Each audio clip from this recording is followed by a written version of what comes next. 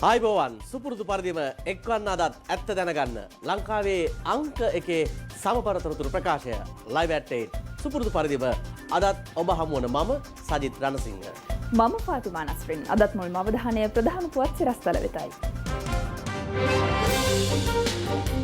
ඉන්දියාවේ ඇස්ට්‍රාසෙනෙකා එන්නත පමා වෙද්දී රුසියාවේ ස්පුට්නික් එන්නත් හෙට දිවයිනට කොවිඩ් වේගයෙන් පැතිරෙන දිස්ත්‍රික්ක පහක තවත් ග්‍රාම නිලධාරී වසම් 8ක් හුදකලා කෙරේ. රෝහල් නොමැති රෝගීන් ගැන දැනුම් දීමට නව දුරකථන අංකයක්. ඉන්දියාවේ කොවිඩ් ආසාදිතයින් මෙරටට පැමිණීමේ අවදානම ඉහළ යාමත් සමග නාවික හමුදා ආරක්ෂාව තර කෙරේ. අදත් කැඩුණු නිරෝධහයන නීති. ඕගොල්ලෝ ඇවිල්ලා දැන් මේ පිරිසක් නානෝ මේ සියලුම පිරිස අද අපි අත්අඩංගුවට ගන්න. පාස්කු ප්‍රහාරය සම්බන්ධයෙන් හේමසිරිට සහ පූජිත්ට චෝදනා 800කටත් වැඩි අධිචෝදනා පත්‍රයක්. නඩුව විභාගයට නීතිපතිවරයා ත්‍රිපුද්ගල මහාධිකරණයකුත් ඉල්ලයි. බංග්ලාදේශ ශ්‍රී ලංකා දෙවනි ටෙස්ට් තරගයේ ජය ශ්‍රී ලංකාවට. මංගල තරගය ක්‍රීඩා කළ ප්‍රවීන් ජයවික්‍රම වාර්තා පොත් අලුත් කරයි.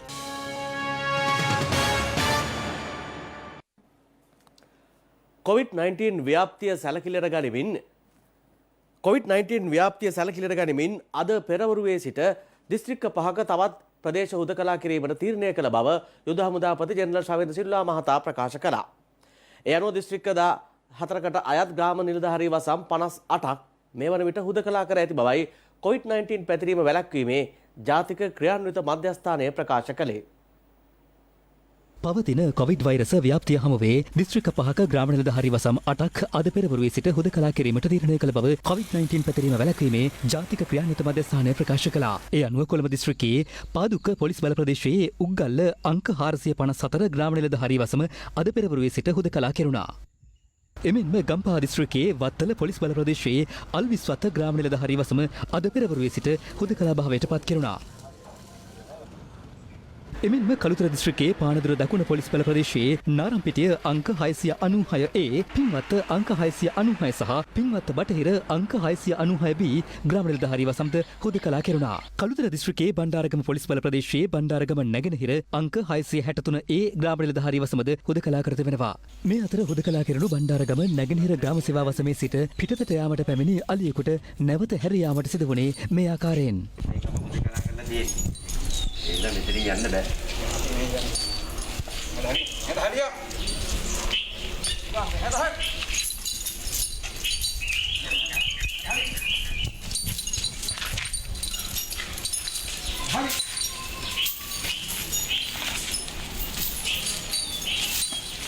නුවරඑළිය දිස්ත්‍රික්කයේ හංගුරන්කැත පොලිස් බල ප්‍රදේශයේ රත්මැටිය 494C ග්‍රාම නිලධාරී වසම සහ මඩකලපුව දිස්ත්‍රික්කයේ මන්මුනේ උතුර පොලිස් බල ප්‍රදේශයේ තිස්ස වීරසිංගම් චතුරස්‍රය ග්‍රාම නිලධාරී වසමද හුදකලා කර තිබෙනවා. මේ අතර පිළියන්දල පොලිස් බල ප්‍රදේශයට ඊයේ පෙරවරුවේ පැන වූ හුදකලා බව යලි ලිහිල් කිරීමටයි තීරණය කර තිබෙන්නේ. ඒ අනුව ග්‍රාම සේවා වසම් කිහිපයක ගමන් තහනම ඉවත් කර ප්‍රදේශ කිහිපයක් පමණක් හුදකලා කිරීමට පියවර ගන්නා බවයි යුද හමුදාපති ජෙනරල් ශවේන්ද්‍ර සිල්වා මහතා පැවසුවේ. උදේ පිළියන්දල ලොක්ඩවුන් කරන මොහොත වෙනකොට මේ පළාතේ කවුරුවක් දැනගෙන හිටියේ නැහැ මේ පළාතම ලොක්ඩවුන් කරනකොට. ඒ පිළිබඳව බුද්ධි අංශයේ විවිධ අංශවල තොරතුරු අනුව තිබුණේ මේ පළාතම ලොක්ඩවුන් කළ යුතු නැtei කියලා. ඒ අනුව අපි ඉල්ලීමක් කරා ඒක පරීක්ෂා කරලා බලලා යම්කිසි ලිහිලක් දෙන්න පුළුවන් නම් ඒ ලිහිල දෙන්න කියලා. පිළියන්දල නගරේ එහෙම රෝගීන් මතුවෙලා නැහැ. ඒ හින්දා බුද්ධි අංශවල තොරතුරු එකතු කරලා හිටා ඒ පිළිබඳව තීන්දුවක් ගන්න කියලා අපි ඉල්ලීමක් කරා. සෞඛ්‍ය බලධාරීන් ඒකට සාකච්ඡා කරලා ඒ සමහර කොටස් නිදහස් කරා. ඒක තමයි වුනේ. මේ පළාතේ ජනතාවගේ සුභසිද්ධිය වෙනද එයාගේ පහසුකම් වෙනුවෙන් පෙනී සිටින මට අයිතියක් තියෙනවා.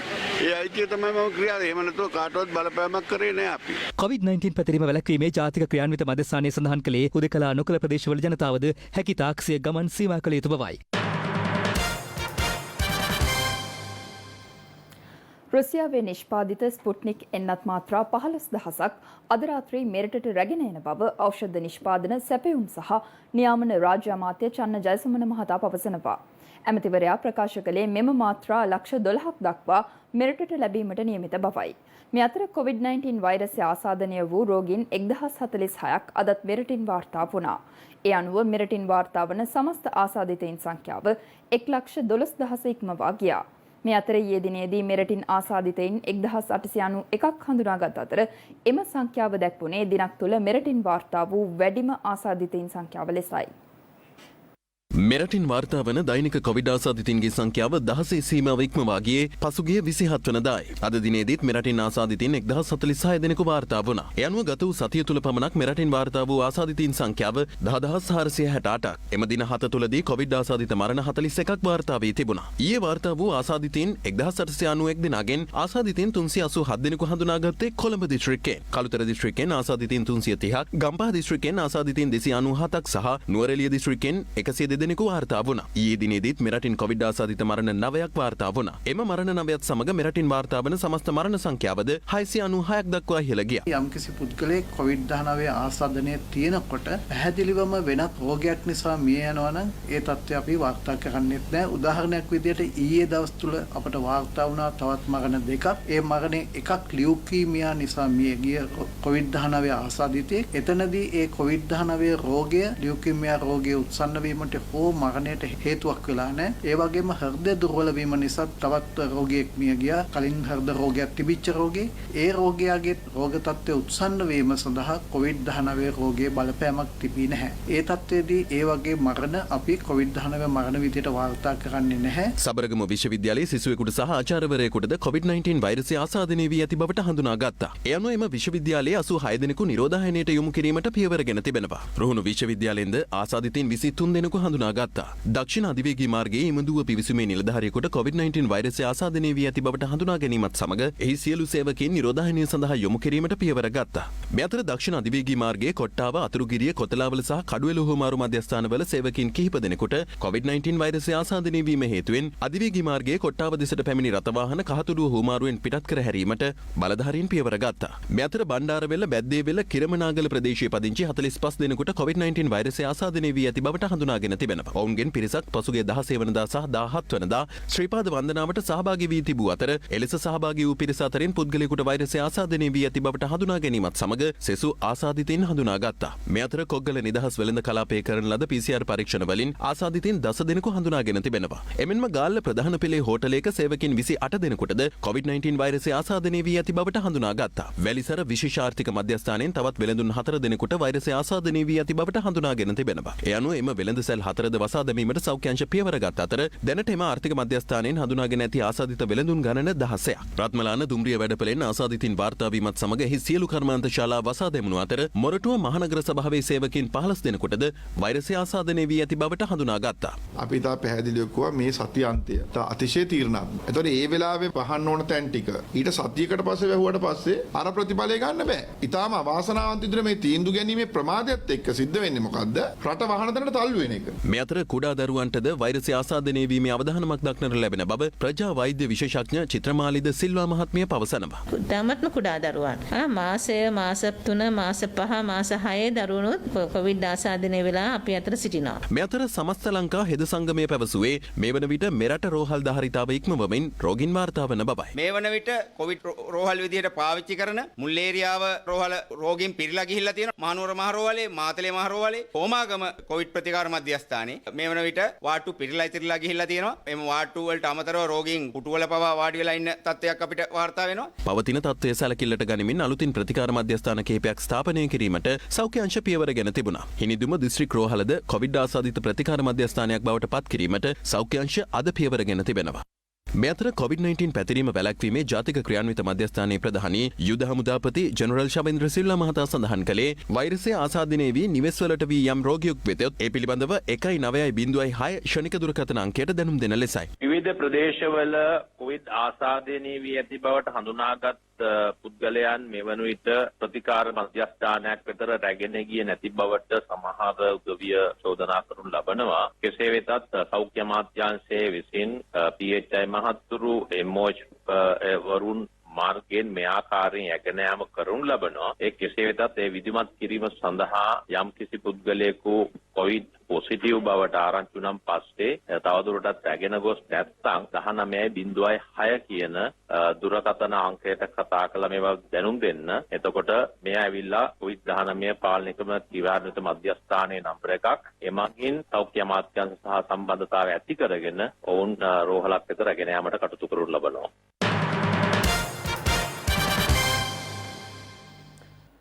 සෞඛ්‍ය අංශ සහ ආරක්ෂක අංශ මේ වන විටත් COVID-19 වෛරසය ව්‍යාප්ත වීම පාලනය සඳහා දැඩි වෙහෙසක් ගනු ලබනවා. එවැනි පසුබිමක පනවා ඇති නිරෝධායන නීති මායිම් නොකර හැසින පුද්ගලයන් පිළිබඳව ප්‍රදේශ කිහිපයකින්ම අදත් වාර්තා වුණා. COVID-19 වෛරසය පාලනයට ආරක්ෂකංශ සහ සෞඛ්‍යංශ දිවාරෑ නොබලා වෙහෙසෙන පසුබිමක ඇතැම් පුද්ගලයන් හැසිරෙන්නේ කිසිදු බියක් සැකයක් නොමැතිවයි. මේ ඊට නිදසුන් කිහිපයක්.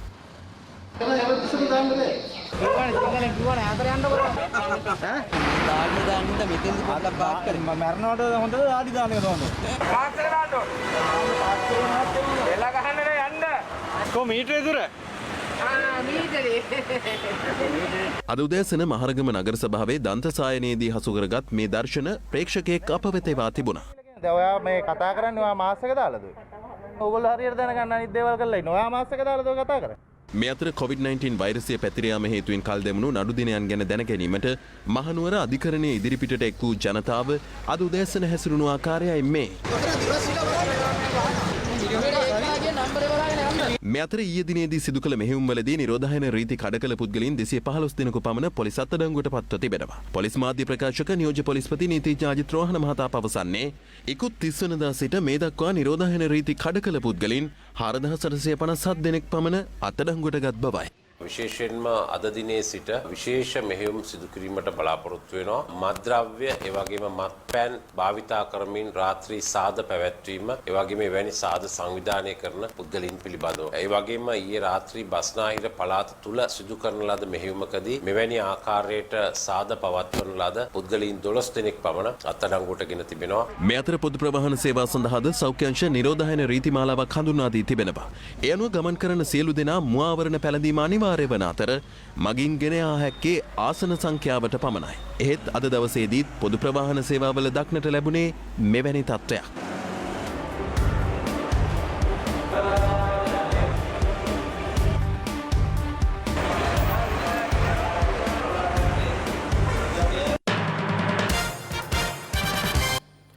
තවත් රාජ්‍ය අමාත්‍යවරයෙකු ජනාධිපති ගෝඨාභය රාජපක්ෂ මහතා ඉදිරියේ අද දිවුරුම් දුන්නා. ප්‍රජා පොලිස් සේවා රාජ්‍ය අමාත්‍ය ධූරයේ එලෙස දිවුරුම් දුන්නේ දිලුම් අමුණුගම මහතායි. ප්‍රජා පොලිස් සේවා රාජ්‍ය අමාත්‍යවරයා ලෙස දිලුම් අමුණුගම මහතා ජනාධිපතිතුමා ඉදිරියේ දිවුරුම් දුන්නේ අද පෙරවරුවේදී. ඒ මහතා මේ වන විට වාහන නියාමන බස් රථ ප්‍රවාහන සේවා හා දුම්රිය මැදිරි සහ මෝටර් රථ කර්මාන්ත රාජ්‍ය අමාත්‍යවරයා ලෙසද කටයුතු කරනවා. මේ අතර ජනාධිපතිතුමන්ගේ නව මාධ්‍ය අධ්‍යක්ෂ ජනරාල්වරයා ලෙස පත් කෙරුණු ප්‍රවීණ මාධ්‍යවේදී සුදේව හෙට්ටිආරච්චි මහතා සහ ජනාධිපතිතුමන්ගේ මාධ්‍ය ප්‍රකාශක ලෙස පත්වීම් ලබාගත් ප්‍රවීණ මාධ්‍යවේදී කින්ස්රි රත්නායක මහතා අද සුබ මොහොතින් නව තනතුරුවල වැඩබාර ගත්තා. ඒ මහා සංඝරත්නයේ සෙත් පිරිත් සජ්ජායනා මැද්දේ කොවිඩ් වසංගතය හේතුවෙන් මේ අවස්ථාවට සීමිත පිරිසක් පමණක් එක්ව සිටියා.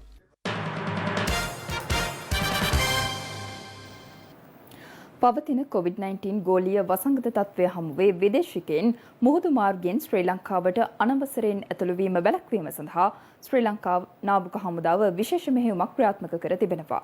ශ්‍රී ලංකා නාවික හමුදා මූලස්ථානීය නිවේදනයක් නිකුත් කරමින් අද සඳහන් කළේ එම මෙහෙයුම මෙරට සාගර දේශ සීමාවේ පැය 24 පුරා සිදු කෙරෙන බවයි.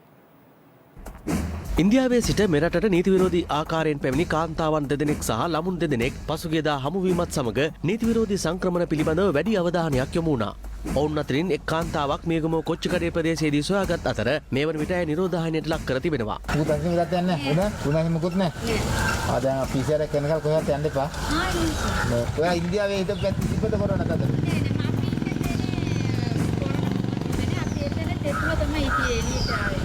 පුත්තලම වෙප්පමඩුව ප්‍රදේශයේදී සොයාගත් අනෙක් කාන්තාව සහ ඇගේ දරුවන් දෙදෙනාද මේ වන විට නිරෝධායනය වෙමින් පසුවනවා.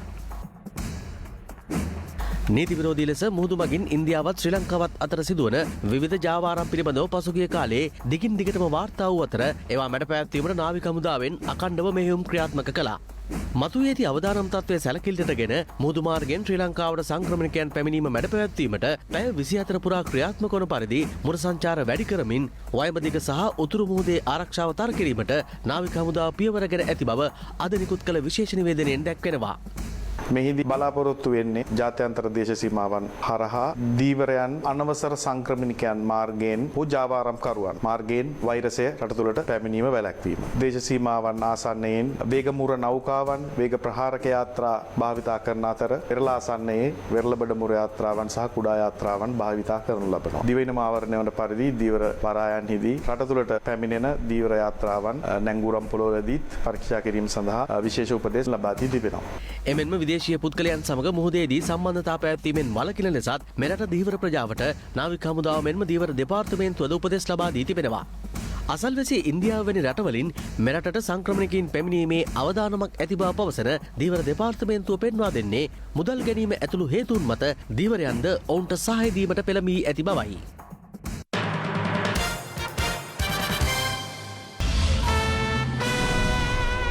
This is Live at 8. දැන් යලිත් දේශීය පුවත් කිහිපයක්. ස්වාධීන සහ වගකීම් සහගත මාධ්‍ය භාවිතාව කාලීන අවශ්‍යතාවයක් බවට පත්ව ඇති බව අග්‍රාමාත්‍ය මහින්ද රාජපක්ෂ මහතා පවසනවා. අදට යෙදෙන ලෝක ජනමාධ්‍ය නිදහස් දිනය නිමිත්තෙන් පණිවිඩයක් නිකුත් කරමින් අග්‍රාමාත්‍යවරයා පෙන්වා දෙන්නේ ජනතාවගේ තොරතුරු දැනගැනීමේ අයිතිය සුරක්ෂිත වන්නේ නිවැරදි මාධ්‍ය භාවිතාව තුළින් බවයි.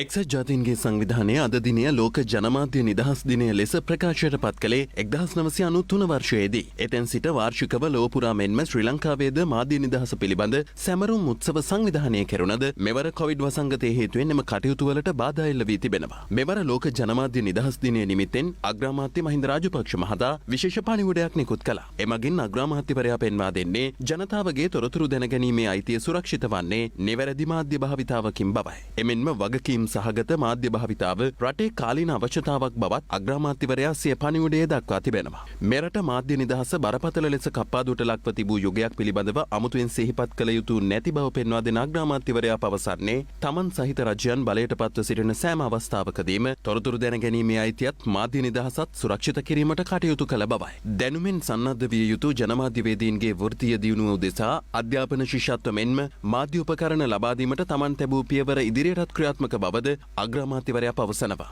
ජනතාවට නිවැරදි තොරතුරු දැනගැනීමට ඇති අයිතිය සුරක්ෂිත කරමින් රටේ සමස්ත සමාජ සංස්කෘතිය හා ආර්ථික අභිලාෂයන් සාක්ෂාත් කර ගැනීම සඳහා මාධ්‍ය නිදහස යොදා ගන්නා ලෙසද අග්‍රාමාත්‍යවරයා සිය ලෝක මාධ්‍ය නිදහස් දින පණිවුඩයෙන් ඉල්ලා සිටිනවා. මේ අතර ලෝක මාධ්‍ය නිදහස් දිනය වෙනුවෙන් විපක්ෂ නායකවරයාද විශේෂ ප්‍රකාශයක් නිකුත් කර තිබෙනවා. එහි දැක්වෙන්නේ අන් කවරදාකටත් වඩා බරපතල ලෙස ව්‍යසනයක් මැද පවා ජනමාධ්‍යවේදීන්ගේ කාර්යභාරය මහත් වූ අප්‍රතිහත ධෛර්යකින් සිදුවෙමින් තිබීම මගින් ඔවුන්ගේ වෘත්තියෙහි පවතින උත්තුංග භාවය මොනවට පසක් වන බවයි.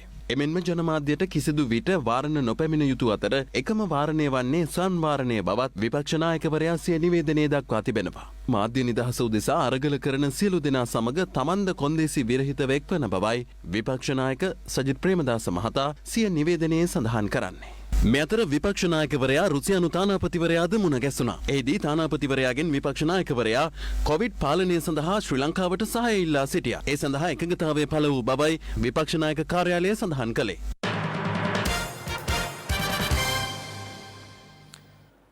පාස්කු ප්‍රහාරයට අදාළව චෝදනා 800කට අධික සංඛ්‍යාවක් යටතේ හිටපු පොලිස්පති පූජිත් ජයසුන්දර සහ හිටපු ආරක්ෂක ලේකම් හෙමසිරි ප්‍රනාන්දු යන දෙදෙනාට එරෙහිව නීතිපතිවරයා විසින් අද කොළඹ මහාධිකරණය හමුවේ අධිචෝදනා ගොනු කළා. හිටපු පොලිස්පතිවරයාට සහ හිටපු ආරක්ෂක ලේකම්වරයාට එරෙහිව වෙන වෙනම අධිචෝදනා ගොනු කර ඇති බවත් එම චෝදනා ත්‍රිපුත්කල විදුසුරු මඩුල්ලක් ඉදිරියේ විභාග කරන ලෙස ඉල්ලා ඇති බවත් නීතිපතිවරයාගේ සම්බන්ධීකරණ නිලධාරිණී අධිනීතිඥ නිශාරා ජයරත්න මෙනවිය ප්‍රකාශ කළා.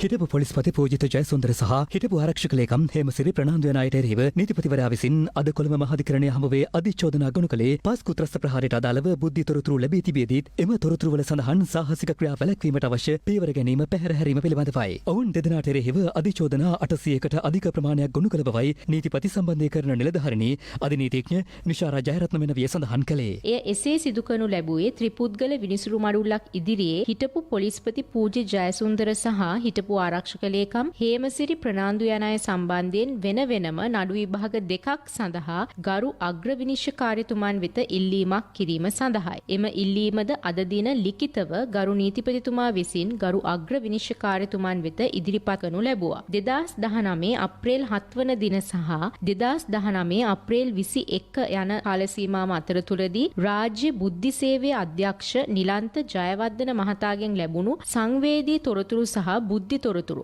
සහරාන් හෂීම් සහ ඔහුගේ කණ්ඩායම ආගමික සිද්ධාස්ථාන සහ හෝටල් සහ අනෙකුත් ස්ථානවලට බෝම්බ ප්‍රහාර එල්ල කිරීමට සංවිධානව සිටි බවට සහ ප්‍රහාර එල්ල කිරීමට සූදානම්ව ආසන්නව සිටින බවට ඔවුන්ට ලැබුණු තොරතුරු නොසලකා හැරීම සහ ඒ මත කටයුතු කිරීමට මුළුමනින්ම අපොහොසත් වීම හේතුවෙන් 2019 අප්‍රේල් 21 වන දින ප්‍රහාරය වැළැක්වීමට අපොහොසත් වීම හේතුවෙන් ඔවුන් දණ්ඩ නීති සංග්‍රහයේ 296 වන වගන්තිය යටතේ සහ 300 වන වගන්තිය යටතේ මිනී මැරීමට සහ මිනී මැරීමට තැත් කිරීමේ වරදට වග කිව යුතුය යන පදනම මත මරණ 275ක් සිදු කිරීම සහ 500කට ආසන්න පිරිසකට තුවාල සිදු කර මිනී මැරීමට තැත් කිරීමේ චෝදනාවන් සම්බන්ධයෙන් ගරු නීතිපතිතුමා විසින් කොළඹ මහාධිකරණයේ අද දින තොරතුරු ප්‍රදර්ශනය කිරීම සිදු කරනු ලැබුවා. මේ අතර පාස්කු ඉරුදින ප්‍රහාරයට අදාළව ත්‍රස්තවාදය වැළැක්වීමේ පනත යටතේ තම සැමියා අත්අඩංගුවට ගැනීම අයුක්ති සහගත බව දක්වමින් හිටපු අමාත්‍ය රිෂාඩ් බදුදීන් මහතාගේ බිරිඳ වන අයේෂා රිෂාඩ් මහත්මිය ජනාධිපති ගෝඨාභය රාජපක්ෂ මහතා වෙත ලිපියක් යොමු කර තිබෙනවා. එමගින් ඇය පෙන්වා දෙන්නේ ජනාධිපති කොමිෂන් සභාවෙන් හෝ පාර්ලිමේන්තු කමිටුවෙන් සිය සැමියාට චෝදනා එල්ල කොට නොමැති බවයි. එහෙත් පාස්කු ප්‍රහාරය පිළිබඳ සොයා බැලූ ජනාධිපති කොමිසමේ අවසන් වාර්තාවෙන් පූජ්‍ය ගලගොඩත්තේ ඥානසාර හිමියන්ට චෝදනා එල්ල වී තිබුණද උන්වහන්සේ නිදැල්ලේ පසුවන බව රිෂාඩ් බදුදීන් මහතාගේ බිරිඳ ජනාධිපතිවරයාට යොමු කළ ලිපියේ දැක්වෙනවා. මෙවන් පසුබිමක් මත සිය සැමියා අත්අඩංගුවේ රඳවා ගැනීම අසාධාරණ බව පවසන අයේෂා රිෂාඩ් මහත්මිය ජනාධිපතිවරයාගෙන් ඉල්ලා සිටින්නේ සිය සැමියා නිදහස් කිරීමට අවශ්‍ය පියවර ගන්නා ලෙසයි. සුන්දර පරිසර පද්ධතියක් ඔස්සේ ඇදී යන මෙරට සිව්වන අධිවේගී මාර්ගය වන මධ්‍යම අධිවේගී මාර්ගය පිළිබඳව අප ඊයේත් ඔබට තොරතුරු ගෙනාවා. එහි දෙවන අදියර වන මීරිගම සිට කුරුණෑගල දක්වා වූ මාර්ග කොටස විවෘත කිරීමට නියමිත පැත්තේ එළඹෙන මස 31 වෙනිදායි. අද අයිකන් 8 තුළින් අප විමසා බලන්නේ මීරිගම සිට කුරුණෑගල දක්වා වූ කොටසේ විශේෂිත තැන් සහ එහි අන්තර් හුවමාරු ඔස්සේ ගමන් කළ හැකි ප්‍රදේශයි.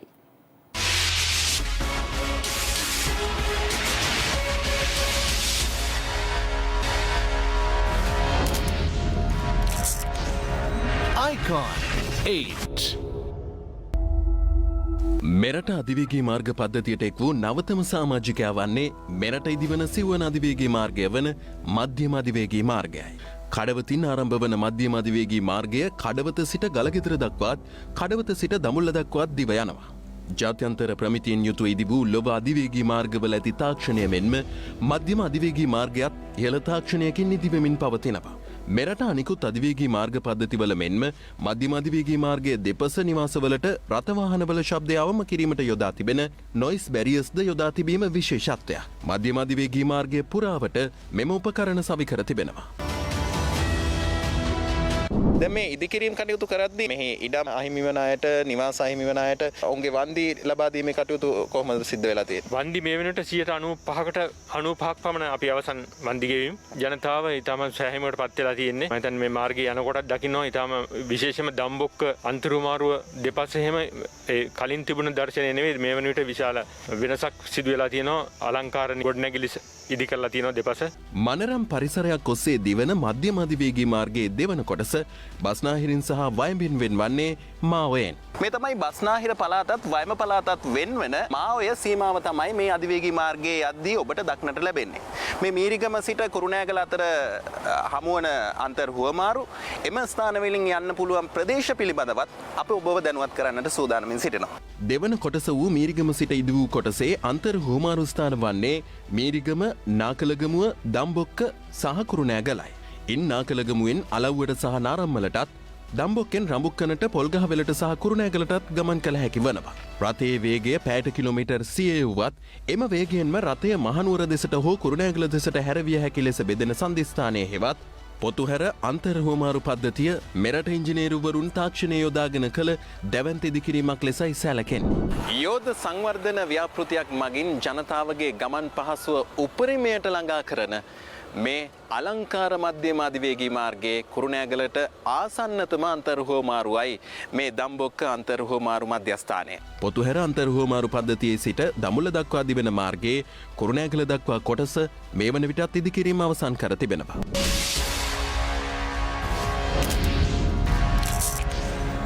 Icon. This is Live at 8. දැන් තවත් දේශීය පෝදා. ගලෙන් බිඳුණු වැව යකල්ල හුරුළු වැව ප්‍රාදේශීය රෝහල වෙත ඇතුළත් කළ දැරියක් වෛද්‍යවරුන්ගේ සහ රෝහල් කාර්ය මණ්ඩලයේ නොසලකිල්ලෙන් මියගිය බවට ඥාතීන් චෝදනා කරනවා. ඔවුන් පවසන්නේ වෛද්‍යවරුන්ගේ අධීක්ෂණයෙන් තොරව රෝහල් කාර්ය මණ්ඩලය දැරියට ඖෂධ ලබා දී ඇති බවයි. කෙසේ වෙතත් හුරුළු වැව ප්‍රාදේශීය රෝහලේ ප්‍රධාන වෛද්‍ය නිලධාරියා එම චෝදනාව ප්‍රතික්ෂේප කරනවා. ගලෙන් බිඳුණු වැව කුරුණෑගල කොළනිය ප්‍රදේශයේ පදිංචි 8 හැවිරිදි ගිහානි සංසලා තිදෙනෙකුගෙන් යුත් පවුලේ බාලයයි. වසර 2ක සිට ඇදුම රෝගයෙන් පීඩා විඳින ඇය පසුගිය 20 වෙනිදා රාත්‍රියේ හුරුළු වැව ප්‍රාදේශීය රෝහලට ඇතුළත් කර ඇත්තේ හදිසියේ ඇති වූ ශ්වසන අපහසුතාවක් හේතුවෙන්. එහිදී වෛද්‍යවරුන්ගේ අධීක්ෂණයෙන් තොරව දැරියට ඖෂධ ලබා දුන් බවයි මව්පියන් පවසන්නේ.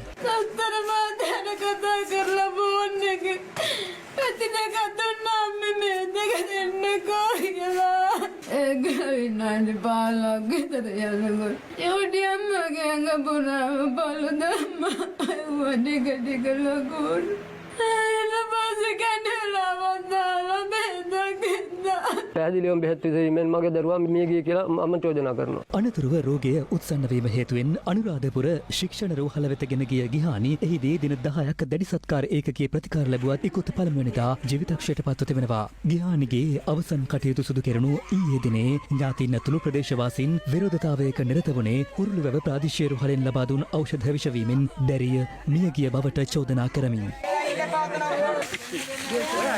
යකල්ලේ වෛද්‍යවරුන්ගේ දායාදයක්